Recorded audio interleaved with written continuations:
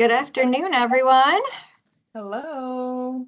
Hello, Good hello. afternoon. All right.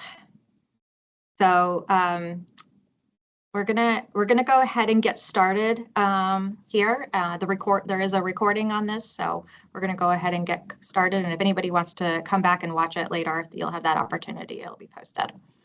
I'm Elizabeth Dragon. I'm the Assistant Commissioner for Community Investment and Economic Revitalization here at the department. And it is the Community Investment and Economic Revitalization is the home of the Youth Inclusion Initiative, but we work across the entire department to bring this opportunity to people across the state of New Jersey. So I'm going to hand it over now to Priya Ratnapura. Thank you, Elizabeth. Anytime or Just one moment. after 5? Good afternoon. Thank you and welcome to Youth Inclusion Initiative Grant Informational Webinar. My name is Priya Ratnapura. I'm the Youth Inclusion Initiative Program Manager for the past 4 years. YII, also known as Youth Inclusion Initiative, is managed out of the Community Investment and Economic Revitalization Program here at DEP, which is also known as Department of Environmental Protection. YII was launched in the summer of 2021 as part of the New Jersey State Park Service Workforce Development Program.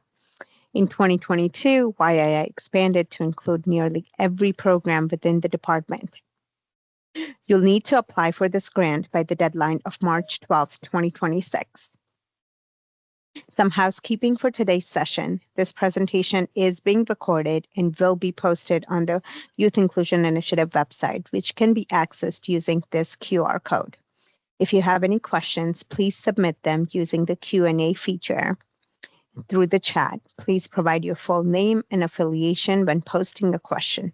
Questions will be answered at the end of the presentation. The agenda for today is applicant eligibility, youth and supervisor recruitment plan, funding, program structure, stage applicant requirements, and questions and answers. Community host organization, who is eligible to apply? Community host organizations that meet all of the below criteria and qualification. The CHO, who understands the program structure and articulates that in their application. Any experience administrating similar programs, experience in providing job training, academic enrichment, and/or workforce development, detailed community project plans for Mondays. The organization and the youth they plan on recruiting must reside in the eligible municipalities. The eligible municipalities must meet 2 of 3 overburden community criteria. The criteria are percentage low income, minority, or limited English proficiency, and must be urban aid municipalities. In order to get the list of eligible municipalities, please scan the QR code. Individual youth and participants are not eligible to apply. It must be an organization, nonprofit, or university or school applying. The youth recruitment plan. Participants must be between 16 to 20 years old during the start of the program. Previous youth participants who have previously participated in the program are not eligible to apply again. Recruitment strategies for the participants include target individuals who have a genuine interest in the environmental topics, use personal statements, letters of recommendations, essays, and interviews to select the participants who would be participating in the program. Look for candidates who demonstrate openness to new experiences and readiness to engage in discussions. The ideal qualities for the youth participants is someone who is actively involved in relevant school or community projects, positive teacher recommendations, highlighting their capabilities, and they're willing to participate in group activities and contribute actively. All participants must provide media consent. So all the participants will be taking photos and videos throughout the entire program. We'll be sharing it via social media, and the final presentations will be live streamed. So it's extremely important all participants do sign the media consent form. If they're minor, their parents must sign it in order to participate in this program. The program structure, just to give you a little bit of an overview, is a 6-week stipend program where the youth are paid to participate in the program. The recommended group size is 10 participants per community host organization, but the permissible range is 8 youth, minimum of 8 youth, or maximum of 12. The CHOs must propose a feasible supervision and administration strategy based on the budget. This can include having multiple supervisors depending on the number of youth you might have. Before the youth start with DEP, you must review your own CHO employee handbook and DEP code of conduct with all the participants, ensuring participants are fully informed of program expectations. And just to clarify, the past participants of YII programs means the youth. That we have partnered with many CHOs that have been repeat applicants. Some of the youth like to participate twice or more than twice. We do not allow the repeating of the youth just because the DEP material is repeated year after year, and we want to recruit new youth who we can expose them to environmental careers. Supervisor recruitment plan. In order to ensure the CHO hires an excellent supervisor for the youth, please develop a supervisor recruitment plan outlining strategies and criteria for recruitment and include it in the SAGE application. Conduct recruitment strategies for a good supervisor could be conducting outreach efforts to attract diverse candidates, emphasizing recruiting individuals with relevant experience in youth mentorship, education, or workforce development. The desired qualities or qualifications that you should be looking for in a supervisor would be somebody who can be a positive role model and a leader. Supervisors should be organized and committed to fostering a supportive and engaging learning environment. Qualifications can include past leadership roles, experience in youth engagement, environmental conservation, or educational program management. Some of the training and development that you can provide to the supervisors, ensuring the supervisors are prepped for roles by training led by the community host organization. The supervisor's roles and responsibilities will include serving as a central point of contact, working directly with DEP program coordinator. They're committed for 8 weeks and they're covering all program activities, and they will be present with the youth for community project days, DEP days, and professional development days. They must maintain good communication with DEP and the youth, and they must attend regularly scheduled check-in calls that DEP hosts every week for the 6-week program. Within your recruitment strategy, describe mechanisms for monitoring and evaluating supervisor performance and ensure they adhere to the DEP code of conduct, including contingency plans for addressing any supervisor issues or supervisors who may quit during the program. DEP does reserve the site a right to request the removal of a supervisor if it becomes necessary. The total funding available for each community host organization is $100,000.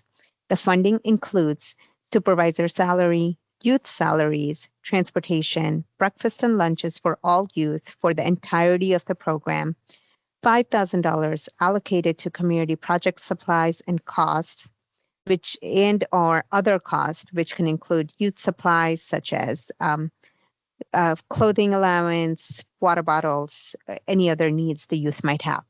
DEP is looking to partner up to 10 organizations this summer. The program begins, so this is a sample program structure. I know there's a lot of acronyms on here. I will try you don't need to know all the acronyms. I will try my best to explain the program to you. This sample structure is subject to change depending on the CHOs that we partner with and the applications that we received. All CHOs that will be that will be selected will be paired for all DEP days. DEP days are for 15 days. So going through the first day of the program is orientation. It will be at a DEP selected location. The Tuesday, Wednesday, and Thursday, the 3 days following that, for the next 5 weeks, will be DEP-led activities.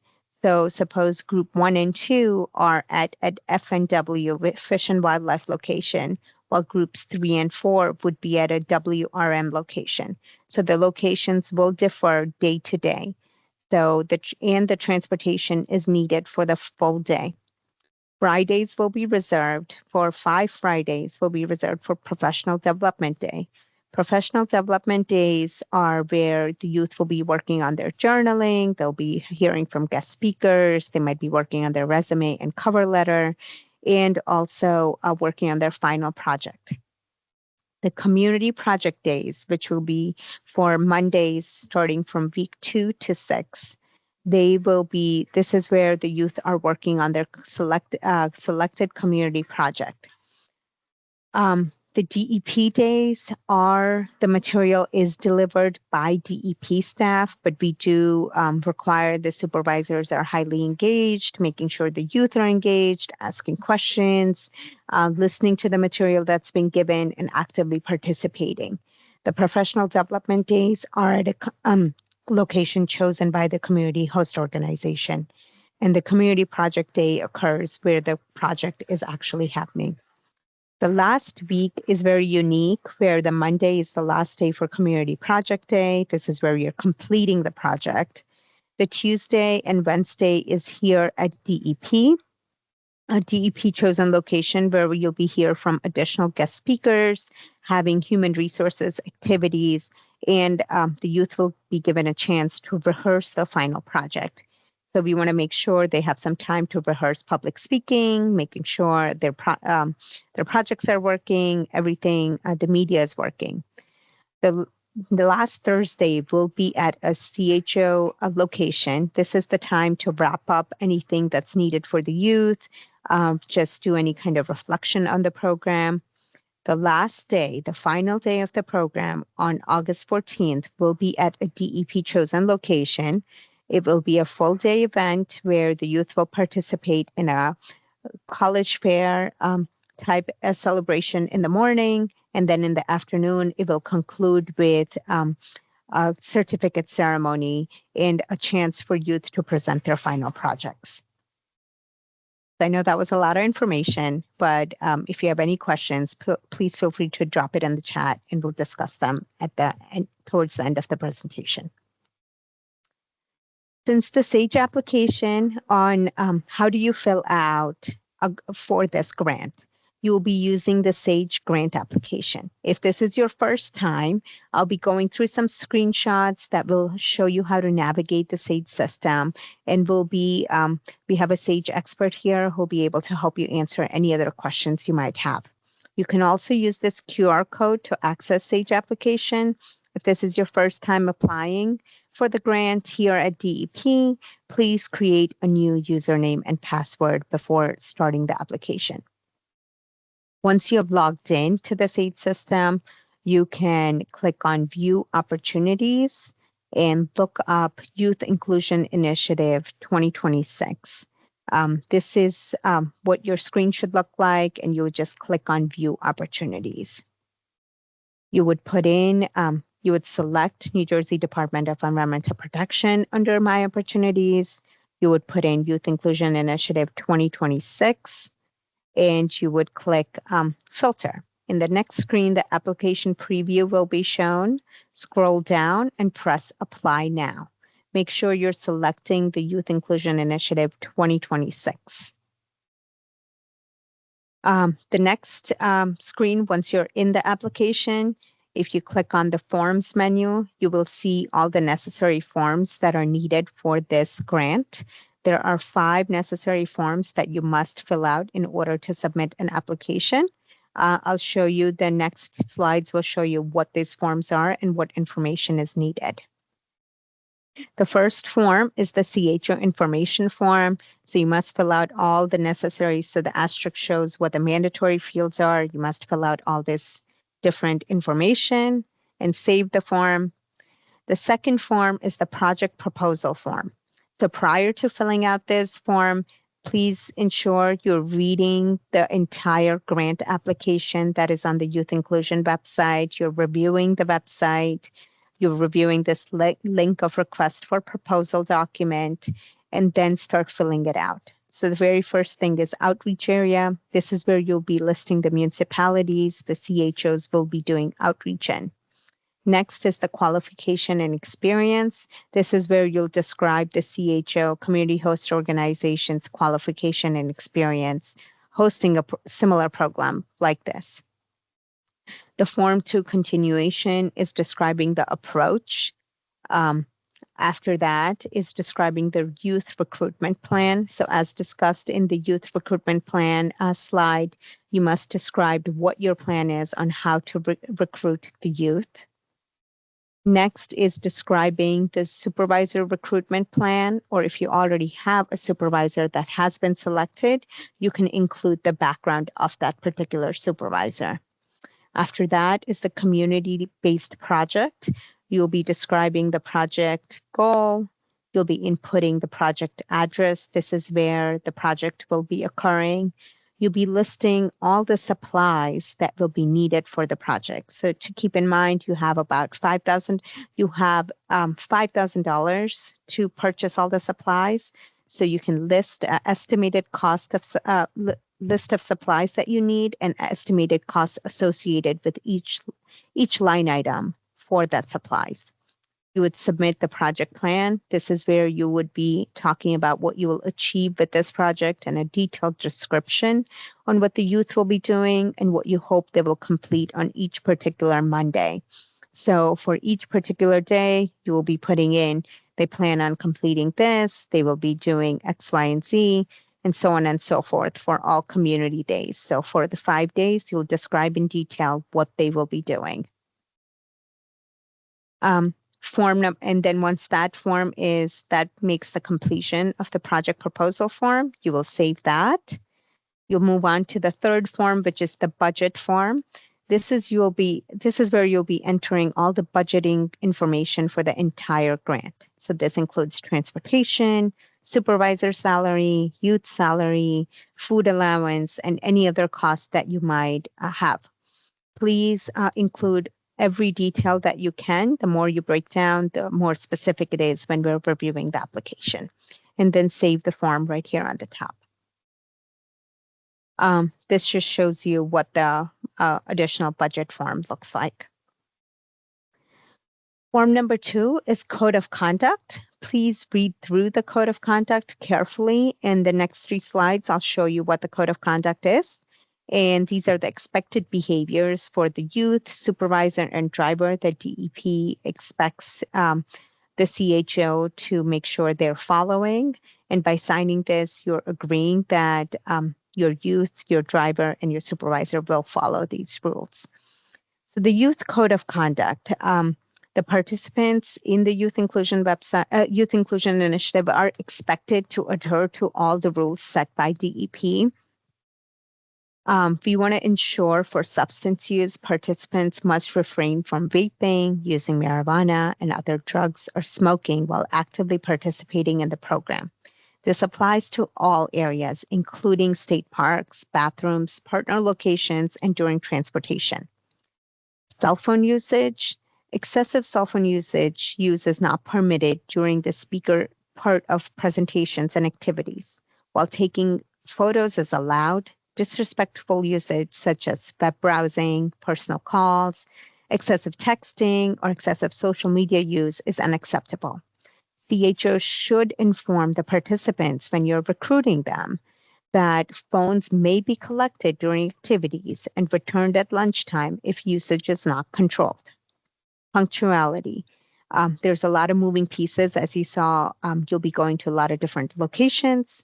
So the youth being on time is crucial to ensuring the field visits and other scheduled activities run smoothly.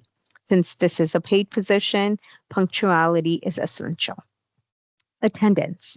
Frequent absences or failure to show up for scheduled shifts can lead to termination of the youth, and they should be informed of that. Respectful environment and language. A respectful environment must be maintained throughout the entire program. This includes showing respect to their peers, their supervisors, DEP staff, and guest speakers. Derogatory behavior, foul language, and insults directed towards any protected class of citizens will not be tolerated. Participants who experience or witness discrimination, harassment, or bullying should promptly report it to their CHO supervisor, and they will be protected from retaliation for making a report. Communication. Regular and effective communication with the CHO supervisor is required.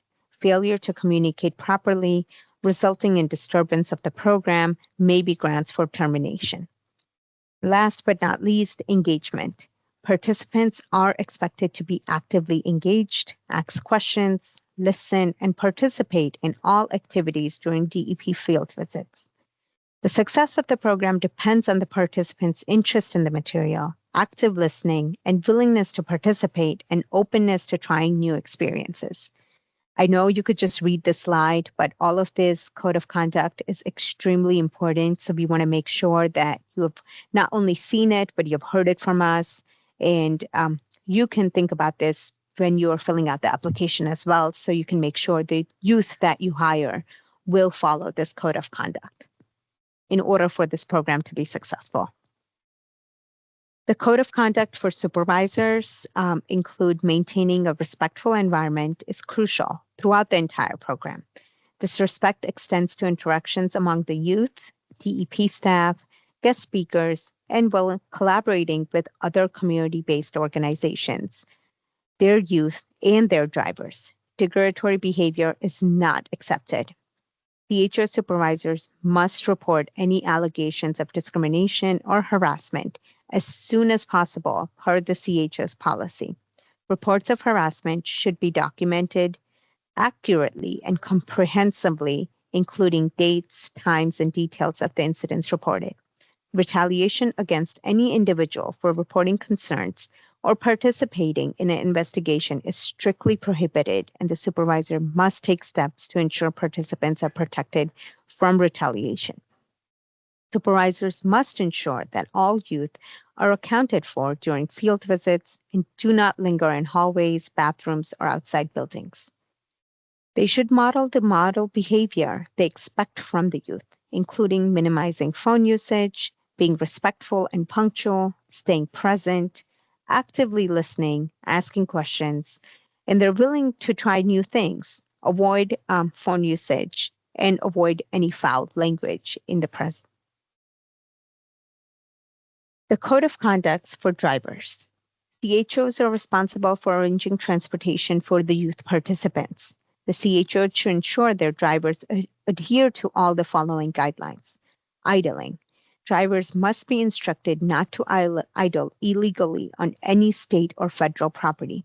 Per NJDEP regulations, vehicles are not allowed to idle more than 3 minutes if they're not in motion as a general rule. You understand that it's very hot in the summer, but you can ask the driver to maybe sit inside a building rather than idle in their vehicle. Drivers must maintain a respectful demeanor and avoid causing disturbance at DEP-hosted locations. Additionally, they should ensure they do not distract youth participants. So if they're not idling and they're inside a building, they must maintain a respectful demeanor and not distract the youths. Timeliness. So in order to make sure the youth are at the location that they should be at, the driver timeliness is extremely important. Punctuality is crucial to ensure youth are able to participate in DEP days and arrive to locations on time. CHOs should have a contingency plan in place of transportation in case the driver is unable to attend because of an illness or an emergency. So, like I stated before, code of conduct, extremely important. That's why we're going through this. Also, harassment training and reporting. CHOs should have a written policy against discrimination harassment that is distributed to all employees, including supervisors and the youth participants. The policy should outline what is harassment, how to report it, and what investigation process entails, and must be consistent with and address all protections covered by the New Jersey state policy prohibiting discrimination in the workplace. CHO should ensure that all employees acknowledge receipt of the policy. Often this is completed through a signed document. Although DEP does not require the submission of this information, harassment is taken seriously and is addressed through the appropriate code of conduct, which is described in Section H of the application.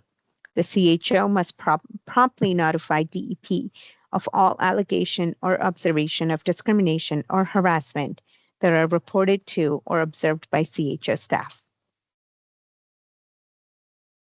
The last form is the grant certification form. Please read the entire certification carefully and then sign it.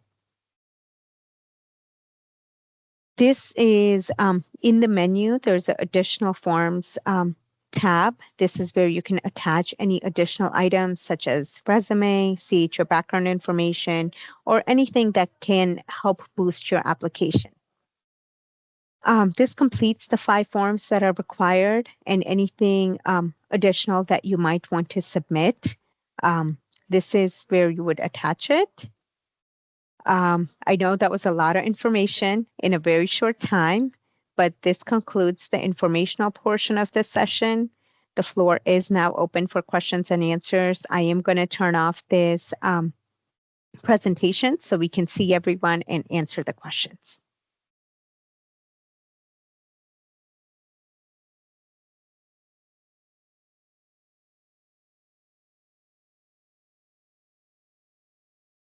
Priya, you want me to read off the questions that are in the chat for you? Sure. All right. So I believe that is it Deborah Italiano is looking for the QR code. I'm not quite sure which QR code. There were 2 when you had posted this. So we are going to be posting the presentation and the recording of it online again on the Youth Inclusion website, so you can access that QR code if that works, Deborah. You're muted, so if you're talking, we can't hear you.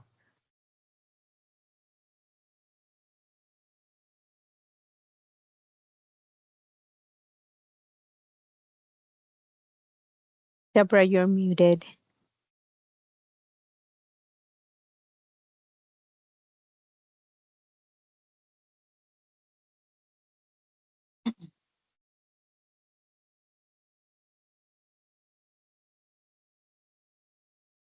I think she was looking, there was one that was today's presentation is going to be posted, and it's just the Youth Inclusion website. And then the next QR code that was at that point in time was who was eligible. And that was the QR code for municipalities that are eligible for this grant. Okay. I'll put the website in the chat.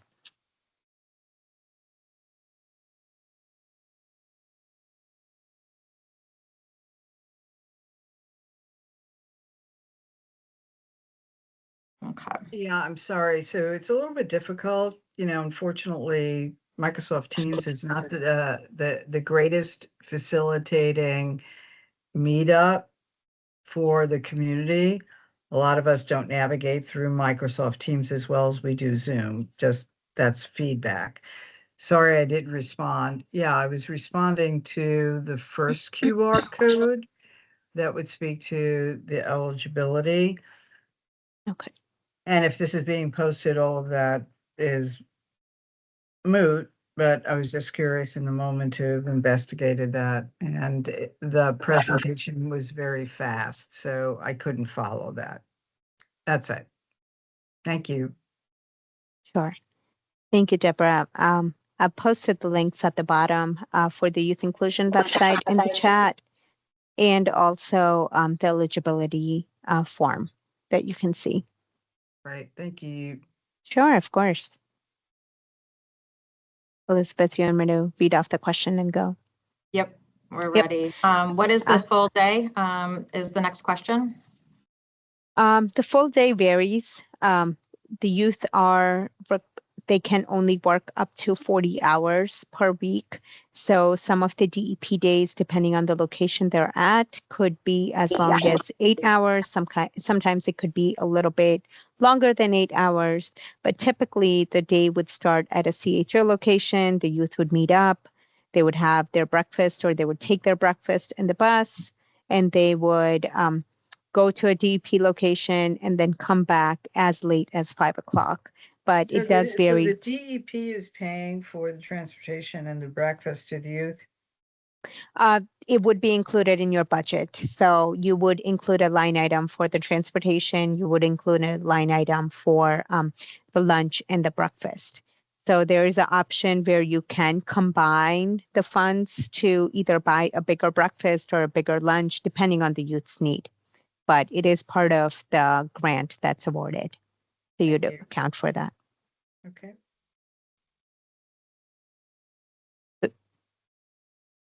Is it the case that the municipality, because we're partnered with the city of Jersey City, my organization, Sustainable Jersey City, is in the city of Jersey City. Can we partner with them can they act as a community host organization, or it's really just for nonprofits? This is open to for anyone that is eligible. So it could be a community host organization. It could be a nonprofit. It could be a school or a university as well. Could it be municipal government? They can be if they are eligible. What would have it be that would define their eligibility? Because there are a group of nonprofits in Jersey City working in partnership very, very well with the city of Jersey City, who is already on the SAGE system, as is the school district here, which is very challenging to navigate. During lunch, we're to supervise lunch. And I think, ultimately. I'm not sure. Joe, are you we wanna working with the city of Jersey pictures, City? videos. I'm sorry, Joe, But, are you working with the city of I Jersey think when we City? get there, correct me if I'm wrong, Wendy, we'll have to sign. Right now? To, So Joe DeFeo is not muted. So I think he's having two conversations. So my question was, can the city of Jersey City and the school district participate on this grant? They are already on the SAGE system. And there are multiple nonprofits in Jersey City that would like to look at this opportunity, who are in partnership with the school district and the city of Jersey City. We'd kind of like to all do this together. So I think that this is a question. It depends on who's going to be taking ownership of this particular application. So who is going to be responsible for paying out of the youth? Who's going to be responsible for receiving of the funds? And so if you're asking to get the municipality involved just so that they are the point of contact for the application, I think that there's quite a few moving parts that the municipality would need to be involved in regards to finding the transportation, making sure that the youth were receiving their stipends, the food was being collected. Right, those are the things they're really good at. Yeah, so I think that's if the municipality is applying for this application, the municipality can apply for this application as long as they meet the criteria within an overburdened community. And the three community organizations that are looking at this in Jersey City come in under the city's umbrella for this grant application. In other words, we can all be community host organizations doing different things. It sounds to me as if you're asking if you can be a subcontractor, if there can be a subcontractor to the grant. Yeah, the community organizations are the ones that are in touch with the youth. The city has, the infrastructure regarding the logistics, the transportation, the lunches, the administration of the stipends, that kind of thing. So we each want to, obviously, if we were partnered up around this, do the thing that we can do best. So can we all partner in that respect under what I just described, the umbrella of the city, where each of the community host organizations are, who are in touch with the students, are bringing the students into the program and helping to supervise with our supervisors, you know, the program. How does that work out for you? You know, there's a lot of silence over there. Is that an unusual request? Deborah, I was allowing you to finish your question. I am fine with a municipality requesting an application. If you want to partner, if a municipality wants to partner with others, they may do that. They have to make sure that all of those lines of who their relationships are with in their application, and need to understand that they are committing themselves to the requirements of the grant. Yeah, so that could be really good if we involve city government and a bunch of nonprofits to make this happen, right? I wouldn't know the answer to your question. It sounds like you have a Okay. plan. Well, I thought, you know, it is the sort of thing, for instance, other groups that we've spoken with within DEP, like that collaboration thing with city government. I know that's not required here, but I was just asking if that is something that is sort of encouraged. So we'll figure it out. Thank you. All right, I just want to make sure that we answered Armstead Johnson's question. Sure. I just had a follow-up, just something that was said.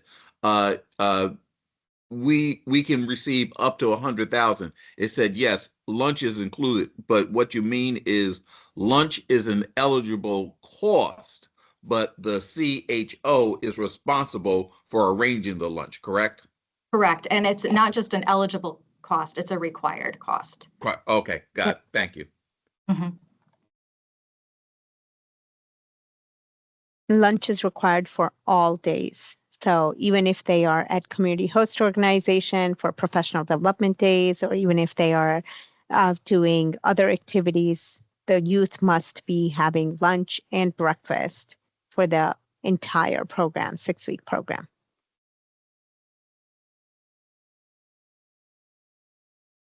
All right, I think that we answered Deborah's Italiano's next question.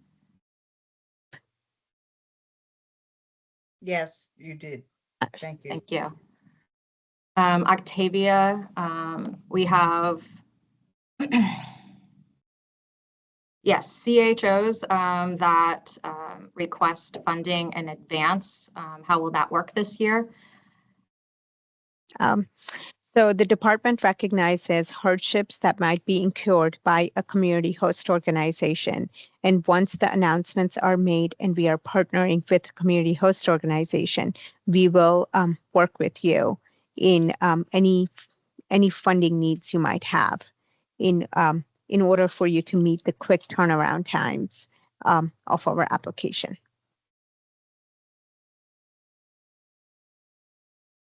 All right, Brooke has a question. From the work group, is there a sample budget?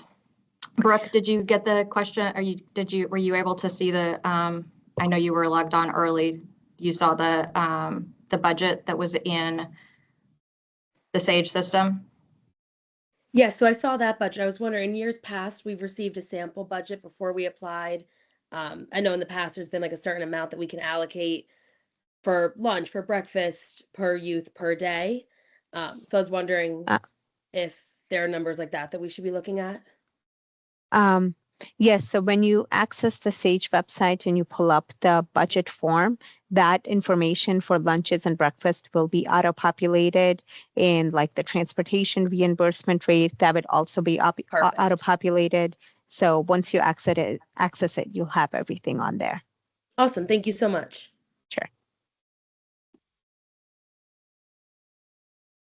All right, the next question is, when will the award be notification occur? The grant applications are closed on March 12th. We will take a couple weeks to take a look at all the applicants, and the awards will most likely be happening sometime in spring. Typically, we don't like to put a date to it, but depending on the applicants and what information is submitted, typically they are announced about 4 weeks afterwards. So whether you're selected or not selected, you will be notified as long as you have put in an application. So you'll be notified if you've been selected, you'll be notified if you have not been selected.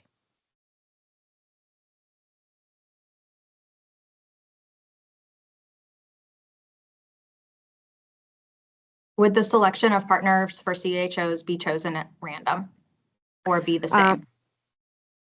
The CHOs, all the applications that are received, we rank them from the highest to the lowest. We do not purely go by budget. We do not purely go by any criteria, but it is a cumulative looking at the application, everything that has been submitted through the SAID system, and then ranking them from the highest to the lowest. And maximum of 10 CHOs will be selected using that criteria. So it would not be random. I think she's asking about the partnerships. So since all CHOs are partnered with another community host organization, we will not know if you, we will not know who is part of the CHO pool for partnerships. What we tried to do is to build compatibility with the community host organizations, whether that be in the CHO type or the region in which they are. We really like to look at the region that a CHO is located, because DEP does our best to limit the amount of miles that are traveled for you, and you find a location that is, you know, closer for activities. So just because a Fish and Wildlife might have a activity in the northern part of the state, that doesn't mean if a CHO is located in the southern part of the state that they would be going to the same location. Not all locations can we be able to make that type of duplicity. In some locations we have, you know, there's like no other Sedge Island. So Sedge Island might be a location that is only selected. So I hope that that helps. Random, they're not definitely not done randomly, but we also don't know whether or not they are the same.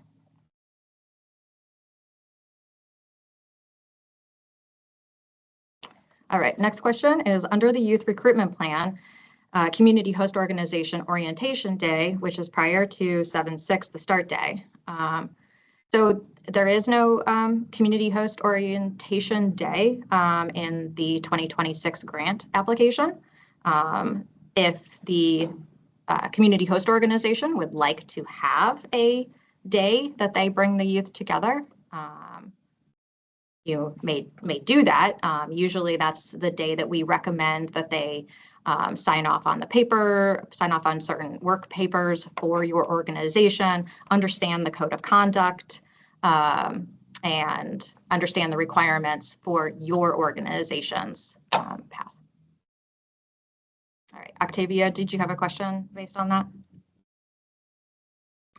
You are, unfortunately, you are not muted, but I also cannot hear you.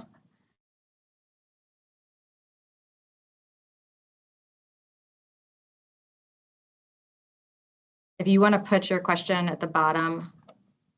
Okay. All right. Next on the chat, we just have Priya had put in the youth inclusion homepage and the eligibility lists. And then there was another question from Sarah. She's asking if she can have a few questions about the travel and the schedule. Sarah, did you want to ask your question? Yeah, thanks so much. So I just want to double check I understand the number of hours. So I have sort of two questions. First is total minimum and maximum number of hours per week that the young people should be actively like working. Yeah, they're definitely busy for 40 hours. So 40 hours. So plan, because we want to plan in the budget that the stipend should be based on minimum wage and assume a 40-hour work week, not a 35. Correct. Okay. You great. do not have to, you don't have to pay them at a minimum wage. Okay. Yeah. Good to know. And then for the travel, just given that you said you're going to do some matchmaking, like based on location. So if a CHO is planning around that, is there like a time that they would expect to be able to leave travel to get back to the host site by a certain hour? The only thing I'm thinking is just that our location is by the shore, so the traffic can become really crazy. So I just want to make sure I plan in advance, and I don't want to, like have young people getting back at 8 o'clock at night or something like that on a Friday. Absolutely. Or Yeah, I guess Friday wouldn't be happening, but yeah. yeah. So I just want to clarify first, we do request that you pay them at least minimum wage. So just want to put that clarification. And then Priya, did you want to talk about a little bit more about the schedule and how that can change? Yeah. So they would definitely not get back at 8 o'clock at night. We try to, we work with the DEP sites for all the locations. DEP staff does overlook, where they'll be coming from. So once the community host organizations are selected, we share those locations with the DEP staff who's planning the DEP days. They do account for the 40-hour, maximum work limit. They also account for that, we don't want extended travel time. So we try to minimize that. So what Elizabeth touched based on that most locations can be recreated depending on where they are, but specific things. So like the Coil Field and Sedge Island, those are the popular things that we can't recreate, and the youth love the experience. So we try to minimize the travel. We try to account for the travel. So if the location is coming from Newark or, the shore, we account for the 1 hour of travel. So the start time would not be earlier than 7 o'clock. We don't expect the youth to be up at your site at 6 o'clock. We understand these are young people who are not going to get up and are expected to work at 6 a.m. And we're also accounting that, it is a work time, so they're not getting back at 6 o'clock. I can't guarantee the traffic that they run into, but it's certainly, we have never had anybody get there at 8 p.m. unless something seriously went wrong. Okay.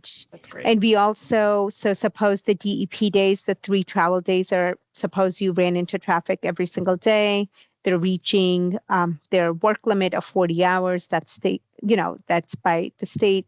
You are given the flexibility where you can reduce that Friday. So the professional development day, you can reduce it by the hours that you need to meet that requirement, or you can reduce the community project day, but that would just depend on each community host organization and what their needs are, because their driving time is different. Perfect. I hope Thank that you answers so that. much. No, yeah, Sure. that's great. That's perfect. Of course. Okay, so Octavia has clarified. So orientation day, yes. So this is the orientation where in the past, some community host organizations have had one-on-one meetings. Maybe they haven't made it an entire group for the youth to come in. They might just have one youth at a time come in, review code of conduct. Some of the community host organizations will have the youth sign a printed out version of the code of conduct, those kinds of things. They'll go over their own policies and procedures. That's when you would go over harassment, reporting. You would also talk about what you are going to expect from them outside of DEP. So yes, that happens prior to the start on January 6th. And I believe paying for them for that day of bringing in orientation is acceptable. I wouldn't say that it's an entire, it says orientation day, but I don't know that it's an entire day of orientation. Yeah. So just be careful with like how you fill that time. And if the budget form does not allow for putting in more than 30 days, so this would be like 31 days, you can put it in the other cost. So you can put that associated thing in the other cost. Please correct me, Amy, if I'm wrong. She You're says no. mute. Yes. Nope. Yeah. Okay. Yes, you're right. And if it turns out we have some questions about that, we can always talk to you one-on-one if we need to make adjustments to the budget. That's a good way to approach it to start. All right, there are no more written questions, Priya, but we do Okay. have a couple of people with their hand raised. So I just want to make sure that if folks have their hands raised, that we are any other questions that they may have. So number one for questions with their hands raised is Deborah Italiano, which I love saying that last name. I hope that's how you pronounce it. Yes, and not for anything. You've answered all my questions. So I had my hand raised. I should take it down. But thank you so much. This was great. Thank you. And number two, Armstead Johnson. Yes, I just wanted to ask the question about the 40 hours. Is that going to include when we're working on our budget? So is that going to include time there and back travel time? Is that going to include lunchtime? Should we estimate that in the 40 hours? Not lunchtime, but the travel time, yes. So if you leave your location at 8 o'clock and you get back at 5, you would not account for the half hour of lunchtime. Okay. And I would that also, is- yeah, I would No. just say, to be fair, I think that when you're filling out your application, you're not going to know where you're going until you are selected. So Okay. having a straightforward time line within your application timeline is understandable and is to be expected. It is Okay. when we get into the situation of someone that is driving from Bergen County and they're driving all the way down to Sedge Island, they come into traffic. We don't have the activities start until maybe 10 a.m. because we know that they're going to be traveling for so long. And so we still account for that travel time as paid time and then the time to get back. And that is 40 hours a week for the length of the program? Yes, for the, Okay. and so what happens is that if activities run long throughout Tuesday, Wednesday, Thursday, then on Friday, we advise, maybe there's a shortened day, to make sure that you're not going over that 40-hour work week that's required because we do have participants at the age of 16. Okay, thank you. Mhm.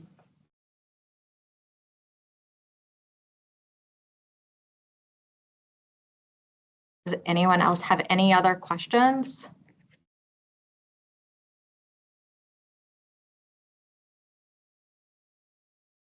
Is anything unclear? Anything? I know we've got 22 people still on the meeting. We're going to be here until 4 o'clock for the next 7 minutes. But if you don't have anything else or you just want to stick around and stare, we will stare right back. So it has been lovely to have the conversation. Oh, we got a question. Okay, Princess Jenkins. Yes, I have one question. So I just want to be real clear because this is the first time for me with this particular program, but I think it's fabulous. So when it comes to like the kids and their weekly schedule and where they're going, is it that I know that you said that you didn't have it mapped out yet exactly where everyone's going, but say for instance, if I'm here in Trenton, is it the location going to be in Trenton or it could be down, like you said, down by the shore? Is it like a new experience, right? Because they're being taken out of their environment and okay. Yep. Yeah, it's one of the biggest compliments that we receive from the youth. We receive many, many compliments every year, but one of the exciting things for the youth is that they really get to see the state of New Jersey. They get to see the great offerings that the environment of the state of New Jersey has. They get to see different wildlife opportunities and different environmental experiences, as well as different landscape experiences. And to add to that, so when you're accounting for transportation, I know there's different ways to hire the transportation, but please account for a full days of transportation. So you would need the vehicle that you hire to be available to the youth for the entirety of the day, because sometimes you could be in location 1 in the morning, during lunchtime you're traveling to location 2, and then you're heading back to the community host organization. So it's not a drop-off pickup service. It's for the entire day.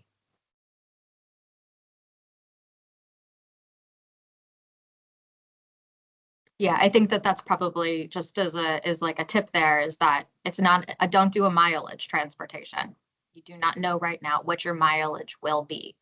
Do it as a per day transportation.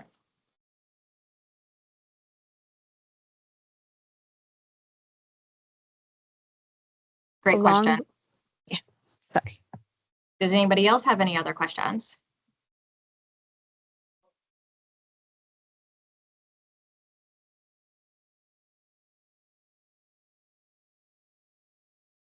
So along with the webinar being posted on the website, we'll also have written questions that were submitted to us, the answers to that are also posted on the website currently. So in case that jogs any of your memory or you have a question later on, you can take a look at those written questions as well. Thank you. Of course. Appreciate you guys. Thank you. Thanks.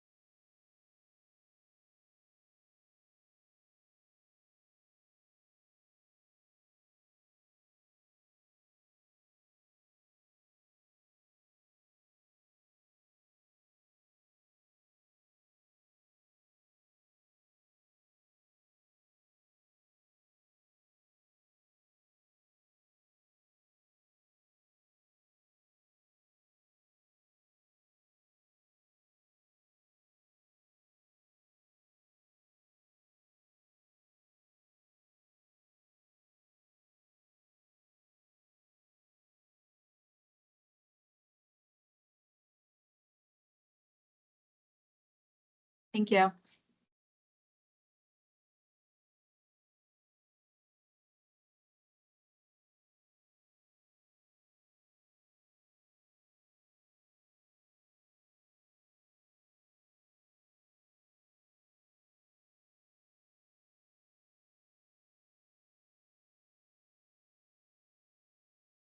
Thank you.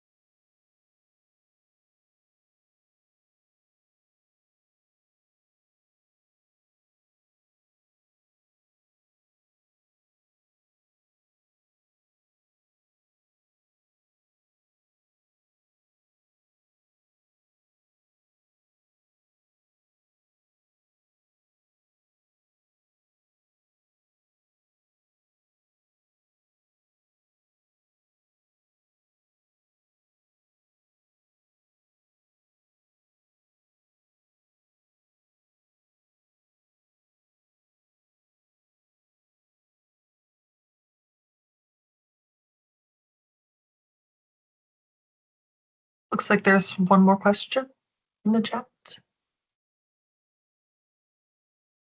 Thank you, Amy. The question that I see is what was the maximum amount of youth participants again? The maximum amount of youth CHO can partner with is 12 and the minimum is 8. The recommended amount is 10. So depending on the number of youth participants you have, you would account for the number of supervisors that you would need in the budget.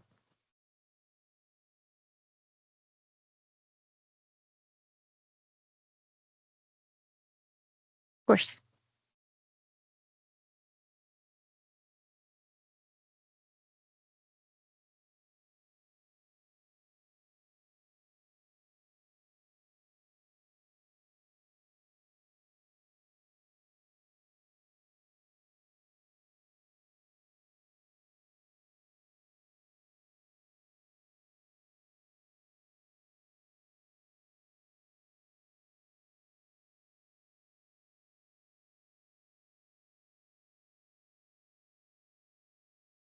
All right.